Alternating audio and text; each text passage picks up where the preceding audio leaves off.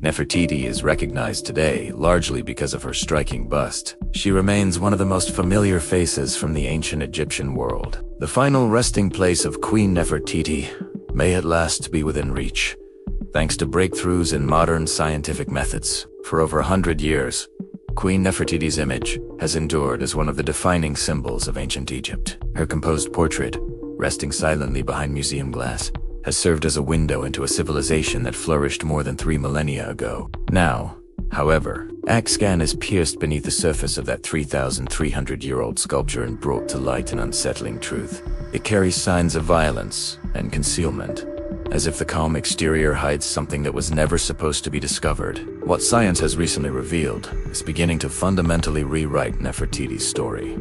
A face engineered to command. In 1912, a German archaeological team digging at Tel El Amarna, the ruins of the ancient city of Akhenaten, unearthed a sculpted bust inside the studio of a craftsman named Thut. There was no inscription, no royal designation, only a face. It took scholars several decades to reach broad agreement that the portrait depicted the wife of Pharaoh Akhenaten, who governed Egypt roughly between 1353 and 1336 BCE. Bust was brought to Berlin and placed on display at the News Museum, where it rapidly became one of the most iconic artifacts anywhere in the world. But when a research team from the German Institute for Imaging Science chose to examine the piece using computed tomography, a method that uses X-rays to map the inside of an object without causing damage, producing detailed three-dimensional imagery, the findings left them astonished. Beneath the outermost layer of plaster was a limestone core containing an entirely different face.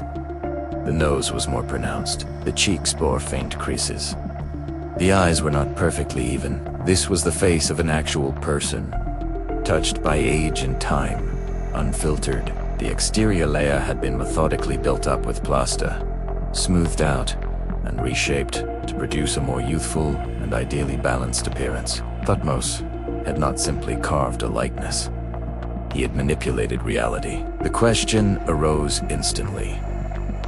Why? To make sense of this, one must consider the circumstances in which the bust was produced. Akhenaten, Nefertiti's husband, carried out a transformation unlike anything in Egyptian history. He tore down the existing system of polytheistic worship, shut down temples, stripped the priesthood of its authority, and declared allegiance to a single deity, Aten, the sun disk. It was the most sweeping religious overhaul ancient Egypt had ever witnessed. Within this upheaval, Nefertiti was far more than a consort. She became the public embodiment of the new faith. Carvings and paintings show her alongside Akhenaten in sacred scenes, and in some instances appearing alone in postures traditionally associated with kings.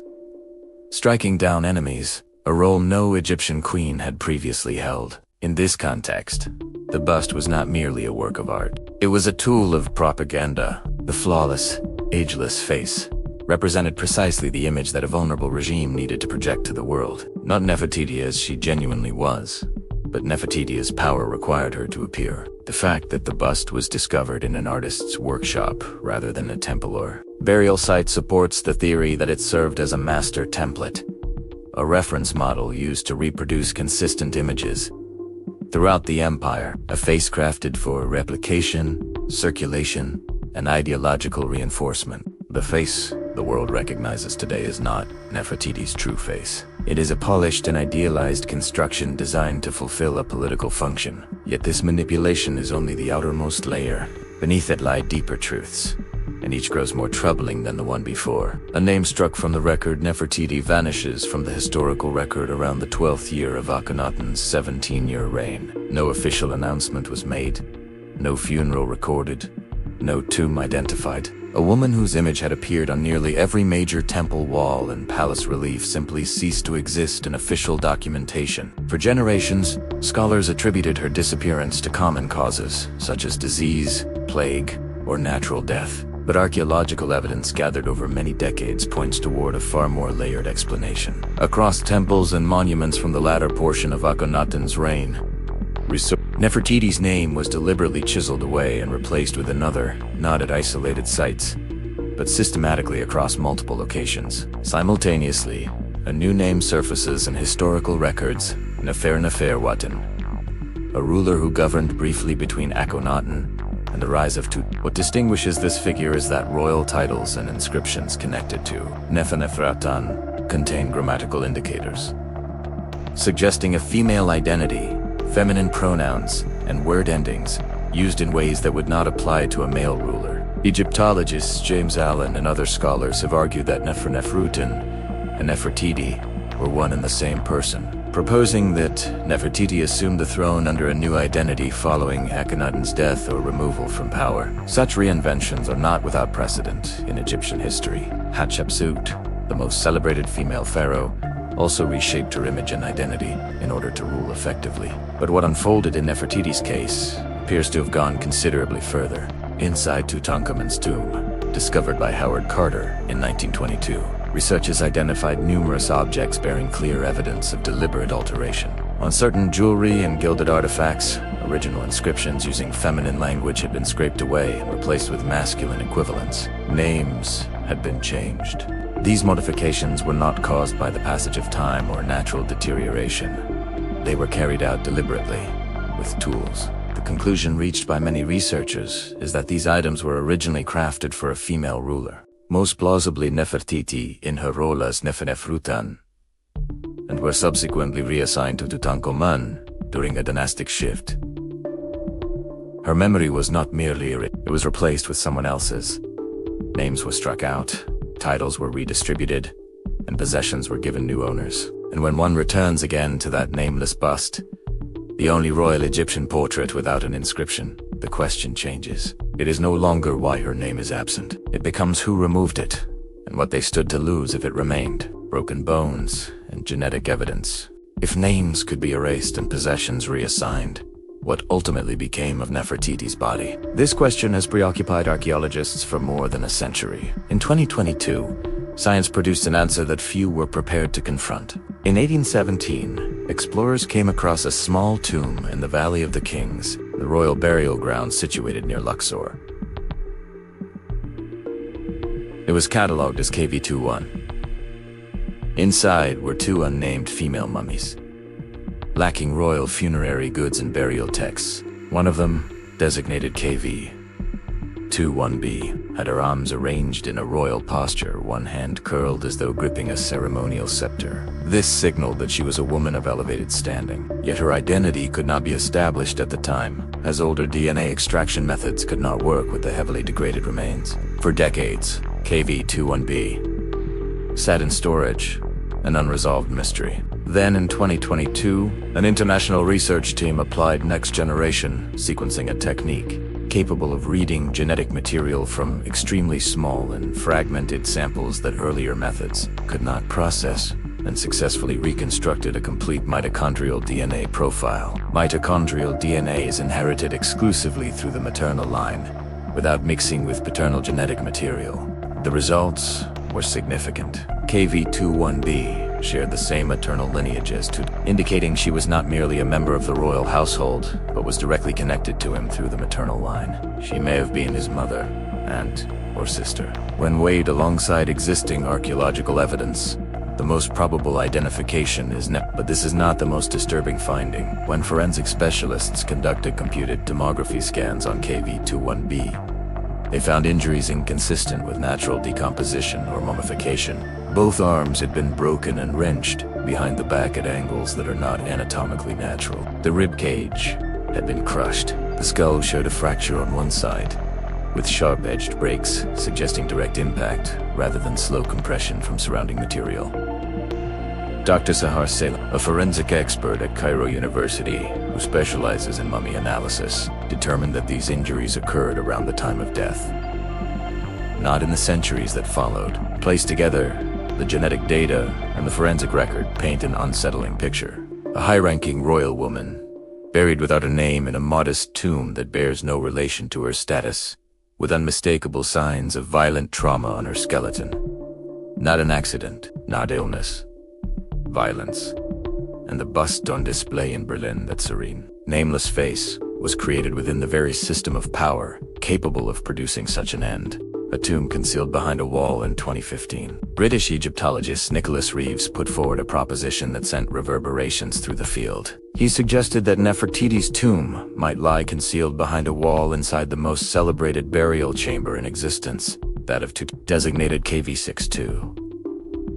Reeves did not arrive at this conclusion through guesswork. He conducted a meticulous analysis of ultra-high-resolution scans of the burial chamber walls, produced in 2014 by the company Facte Marte. Within these images, he identified faint, linear patterns and subtle contours on the northern and western walls that do not conform to the natural grain of the limestone. They bear a resemblance to sealed doorways that have been plastered over and painted to match the surrounding surface. His argument is reinforced by several architectural anomalies. KV62 is unusually compact for a pharaoh's burial. Its layout does not follow conventional royal design, and there are indications it was completed under time pressure. Reeves proposes that the tomb was originally prepared for someone else, most likely Nefertiti, and was hastily repurposed for Tutankhamun following his unexpected death at roughly 18 or 19 years of age. In 2016, a Japanese research team employing ground-penetrating radar, a technology that transmits electromagnetic pulses into surfaces and measures their reflections to detect hidden voids,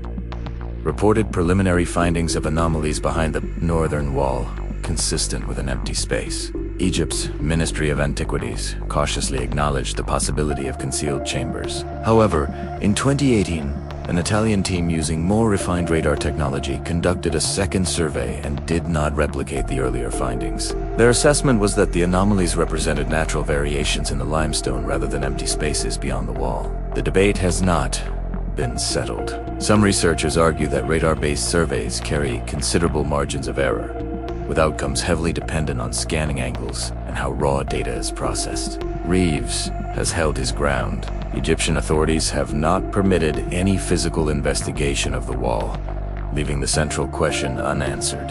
Is Nefertiti resting just meters away from Tutankhamun's treasures?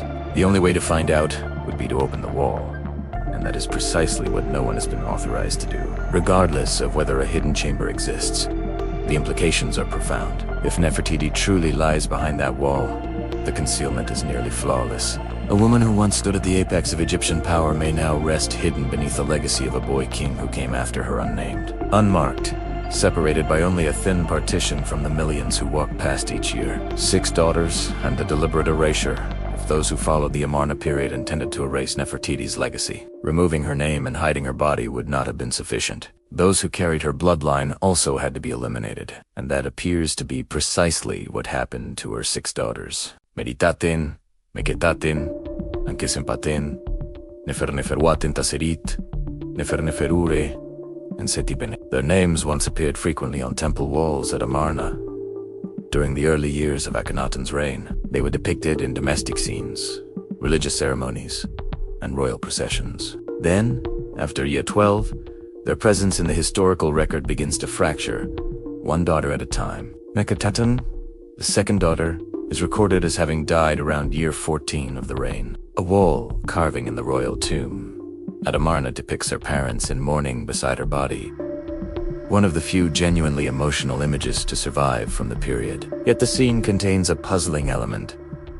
A nurse is shown holding a newborn child. In the context of a funerary carving, the presence of an unexplained infant is unusual. Some scholars suggest that Meketaten may have died during childbirth, possibly as a result of a close familial union, a documented practice within the Egyptian royal house. Ankesenpaten, the third daughter, is the most thoroughly documented case. After the collapse of the Amarna regime, she reappears under the name Ankhesenamun and becomes the wife of Tutankhamun, her half-brother. This was not a marriage of personal choice, but a political arrangement designed to legitimize succession. Following Tutankhamun's early death, she composed a letter to the Hittite king, a ruler of a powerful empire in what is now modern Turkey, pleading for one of his sons to become her husband, as she refused to marry one of her own servants. It was an act of profound desperation from a woman who had lost her final foothold on power. The Hittite prince dispatched in response was killed during the journey. Ankhesenamun disappears from the historical record shortly afterward. No tomb, no remains. The remaining 4 daughters leave almost no imprint beyond this point. No confirmed accounts of their deaths exist. No mummies have been conclusively linked to any of them, from 6 daughters of one of the most formidable women in Egyptian history. Official records preserve only scattered fragments. This is not coincidence. When Orimeb, the military general who consolidated power after Tut launched a campaign to eradicate the Amarna legacy, he did not confine himself to chiseling names off temple walls. He eliminated those who could lay claim to that legacy. Without tombs, no funerary cult could be established. Without funerary cults, no political authority could be exercised within Egypt's religious framework. And without formally recognized descendants, the Amarna bloodline ceased to exist in legal and historical terms, even if it may have persisted biologically. A nameless bust in Berlin, a probable body with shattered bones in an unmarked tomb. 6 daughters removed from history. This was not happenstance. It was a campaign. Genetics and the cost of a sacred lineage. There is one final layer, and this one was not crafted through human scheming. It is written by nature itself, encoded within the DNA of the Amarna family, and it helps explain why this dynasty collapsed so rapidly and so catastrophically. In 2010, a study published in the medical journal JAMA conducted genetic analyses on several mummies connected to. The initial purpose was to establish identities and map family relationships, but the findings reached well beyond that goal. Researchers identified substantial evidence of multiple generations of close-kin marriage, unions, between individuals who are genetically closely related. This was a deliberate policy within the Egyptian royal family. By marrying within the royal line, they believed they were safeguarding a divine inheritance. Genetically, the consequence is the buildup of harmful recessive mutations, genes that may go undetected when only one copy is present, but can trigger disease when inherited from both parents. Tutankhamun is the clearest example. CT scans revealed deformities in his feet, multiple overlapping medical conditions, and a skeletal structure that was fragile in several respects. He required walking sticks to move. A number of such sticks were recovered from his tomb, not as ceremonial objects, but as practical necessities. He died at roughly 18 or 19 years of age, most likely from complications arising from accumulated health problems. When the DNA profile of KV21b was added to the analysis in 2022, one particular mutation drew attention, one associated with connective tissue disorders, conditions affecting the fibrous tissues that hold organs and bones in place. Such conditions can make bones more susceptible to fracture, impair the body's ability to heal, and heighten the risk of internal bleeding. Considered alongside the evidence of violent trauma found on KV21b, a disturbing possibility takes shape. Whoever carried out the violence may have been aware that this woman's body was physically more vulnerable than most, more likely to sustain fatal injury from direct force. If this individual was indeed Nefertiti, the contrast is stark. Immense political authority existing alongside profound biological fragility. Beyond genetics, analysis of tissue samples from mummies connected to the Amarna period has revealed another troubling factor. Concentrations of mercury, arsenic, and lead dust are significantly elevated compared to mummies from other eras. These substances are associated with mineral-based pigments widely used in the sun temples and royal residences of Amarna. Prolonged exposure can impair the nervous system, weaken immune function, and progressively reduce bone density. In other words, the very environment produced by the Amarna court, its radiant temples adorned with mineralodon pigments, may have been slowly poisoning its inhabitants over years, not through deliberate intent, not as a conspiracy, but too much the same effect. A ruling family experiencing declining health, compromised immunity, and shortened lifespans. The Amarna dynasty did not fail only on political grounds. It failed on biological ones as well. And Nefertiti, despite standing among the most powerful figures within it, was not beyond the reach of that reality. What that face really represents. Return now to the bust standing in the News Museum in Berlin, seen through the lens of everything science has uncovered. The sculpture carries a meaning entirely unlike the one commonly attributed to it. It is not a tribute to timeless beauty. It is not a monument to a great queen. It is a manufactured object, produced during a period of fragile power, designed to serve a specific political function, and preserved into the present largely by accident, because it was left behind in an artist's workshop when the city of Amarna was abandoned and forgotten. Teaurophase, perfect, symmetrical, ageless, is the authorized version, the idealized construct approved by authority. The interface, less refined, marked by subtle asymmetries and faint lines, comes closer to the reality of a living person, yet is still only stone and plaster. The actual woman may lie in Tunkavi 2-1, unnamed. Her bones fractured, interred in a manner wholly unworthy of any member of Egypt's royal family. There is, however, a striking paradox within all of this. Those who expunged Nefertiti's name from temple walls redirected her possessions, concealed her remains, and erased her daughters from the historical record. They succeeded in nearly everything they set out to accomplish. Her name vanished from Egyptian documentation for more than 3,000 years. Her tomb remains unidentified. Her daughters left behind almost nothing. Yet there was one thing they failed to destroy. The bust was left behind when the city was evacuated.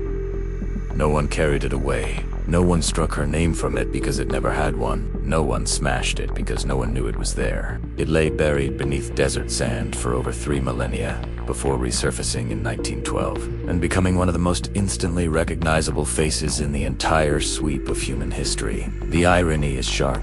The sculpture survived precisely because of its anonymity. Had it carried an inscription, it might have been found and destroyed as part of the campaign to eliminate the Amarna legacy. The namelessness imposed upon Nefertiti unintentionally preserved her image across thousands of years. But the bust is not Nefertiti. That must be stated plainly and finally. It is a version of her, shaped by political necessity, refined beyond truth, bearing no name and no official identity. The real woman, as science is gradually making clear, may have met a violent end, buried without dignity, erased from collective memory by those who succeeded her. Modern science is stripping away each layer in turn. DNA confirms maternal lineage. CT scans document trauma. Chemical analysis detects toxins within preserved tissue. Ground-penetrating radar searches for concealed spaces behind ancient walls. Each new method removes another layer of the constructed narrative. And the face, slowly coming into view beneath, like the true face hidden under plaster, is not flawless, not serene, not eternal. It is the face of a real woman, caught inside a real story, shaped by real adversaries, and concluded in a way that history spent 3,000 years trying to bury. The most celebrated sculpture in history is not a portrait. It is evidence of a crime whose victim has never been named.